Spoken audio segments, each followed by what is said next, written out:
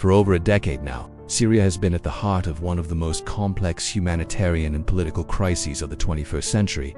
But what if the Assad regime were to fall suddenly? How would Syria's political map change? And who would step in to fill the void? Let's explore some of the most likely scenarios, objectively and analytically. Scenario 1.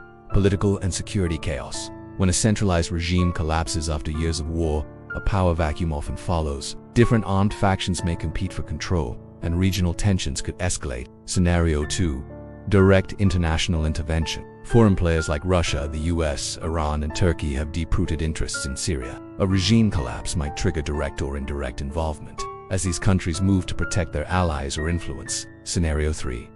A transitional government. Some experts suggest a negotiated transition, possibly backed by international consensus, where elements from both opposition groups and remnants of the current regime form an interim government to draft a new constitution and prepare for elections. Scenario 4. De facto partition. Given the current realities, Kurdish control in the north, opposition-held territories, and Iranian-backed areas, Syria could slide into a de facto partition, even without formal borders. Still, each of these outcomes carries immense challenges.